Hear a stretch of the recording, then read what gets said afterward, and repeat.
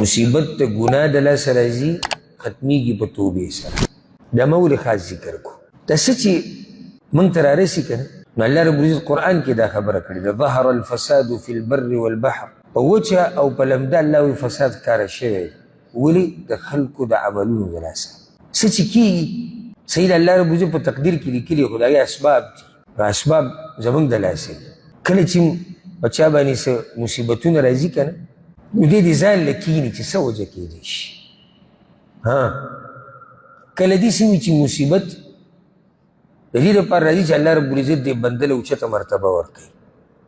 هغه ډېر اوچت خلک وي، ډېر پاک خلک به یې چېرته زموږ په شان دا ګناهګار چې وي، نو د دوی هغه ګناهونه دومره وي چې تپوس یې مه کوه.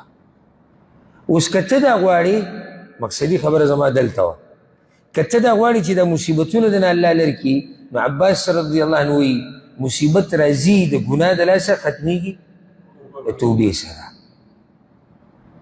تاسو هغه مانځه کې به ایتونه اورېدلي، الله رب العزت وایي ففروا الى الله، منډه کوي د الله طرف ته. ففروا الى الله. زه هر هغه ورور ته وایم چې په هغه باندې مصیبت او غم دی، که هر مصیبت او غم وي، زه د یو خاص مصیبت او غم خبره نه کوم. ففروا الى الله، د الله طرف ته منډه کړه. د هر څه به دې حل شي، غم، د مصیبت، د مسله، د مشکل حل یې دا دی، منډه کړه د الله طرف ته. دی نه دي ویلي الله چې ورشه د الله طرف ته، منډه کړه. ولې ووایي منډه کړه؟ سوال جواب یې دا دی، منډه کړه ځکه چې وخت پته نه لګي. الله اکبر. کله ته څوک لېږي دوکان ته، مثال پرې درکړم چې خبره ته ښه واضح شي، او که د دې سره پې هم نه رسئ، نو بیا دې الله هغه ورور پوه کړي، نو ماله خو بله طریقه نه راځي. تا سره پیسې تا راواغستې او کس ته دې دا لاړ شه دوکان نه ماله خوراک راوړه، هوټل نه ماله خوراک راوړه، او هغه دې ورو ورو روان دی. منډه کړه لکه بندېږي، دوکان بندېږي، هوټل بندېږي، منډه کړه. یو کس دې ورکړې پیسې او ښه په ارام هغه روان دی، ځکه چې یقیني پته ده چې نه اوس دوکانونه کولاو دی، هر څه برابر دي، دی زیرو دی. د الله طرف ته منډه کړه. ولې منډه کړه؟ د ژوند پته نه لګي. زه به یم چې منډې ته څه ضرورت دی، خو سبا نه به شروع وکړو. سبا څه پته لګي. منډې ته څه ضرورت دی؟ فلحال خو لا ځواني ده، کله دا ګیره او برې ته ورسه سپین شي بیا به شروع وکړو، د هغې څه پته لګي. او منډې ته څه ضرورت دی؟ لا خو موږ مسافرۍ کې وو او بیا به خپل ملک ته لاړ شو، هلته به ترتیب برابر کړو، بیا به الله طرف ته شو. هېڅ پته نه لګي. ځکه یې تا ته ووایي د رب العزت، بار بار زه خبره تاسو ته کوم، د رب العزت د کلام او د خبرو په یو یو ټکي کې بې شماره حکمتونه دي. ولې الله په قرآن کې وایي ففروا الى الله، منډه ووهئ. ولې؟ یو جواب یې دا دی ځکه چې د وخت پته نه لګي. بله دا ډېره ناشنا ده. موږ چا پیدا کړي؟ الله. او پیدا شوي موږ د چا نه یو؟ مور پلار نه. پیدا شوي مور پلار نه یو، پیدا کړي الله. ماشوم چې کله کور ته راننوځي د سکول او د مدرسې نه راشي، په موږ ټولو د وخت راغلی، یا کله سړی داسې ناسي، ماشوم ناسي، او په دې کې ناڅاپه د پلار او مور راښکاره شي، دی څه کوي؟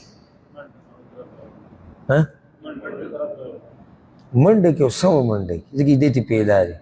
نو هغه چا چې پیدا کړی دا طرف ته ومنډه نه، ته خو صرف د مور او پلار نه پیدا یې، پیدا کړی یې نه یې. او د هغوی طرف ته ماشوم داسې منډه کوي، ماشوم ته پته ده چې دا هغه اصل خلک دي. نو اوس تا ته دا پته ونه لګېده چې ستا خالق څوک دی،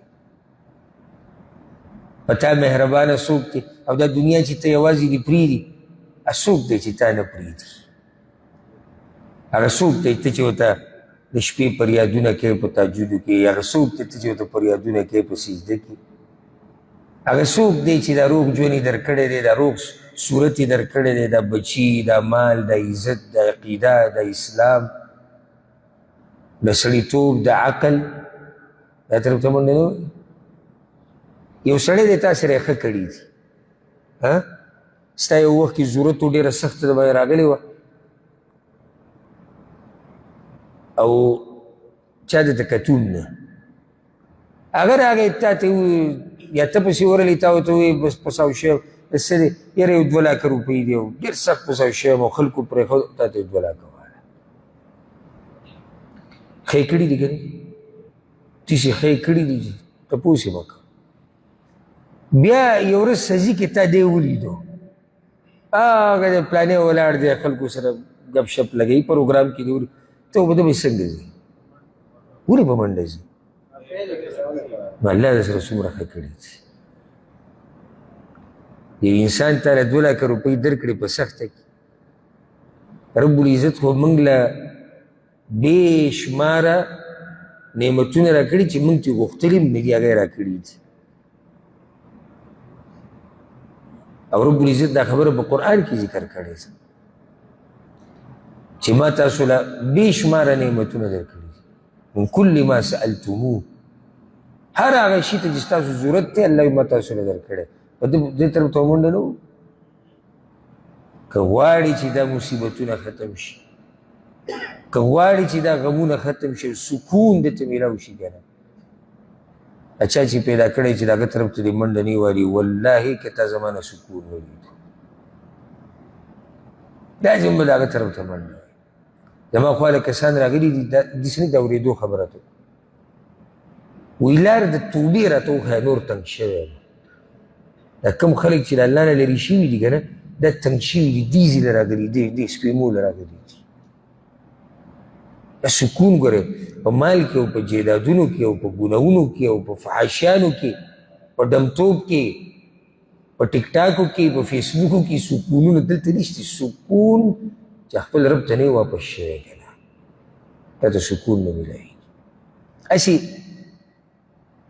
موږ نن دا ورځ پوره تېره کړه او شپه هم جدا دی ور روانه ده په دې ټوله شپه ورځ کې دا وخت چې کوم دی دا چې ته اوس په دې جومات کې ناستې سکون ته محسوسوې که نه محسوسوې دې سکون ته وګوره ولې ځکه چې دلته ته په خپل رب پسې راغلی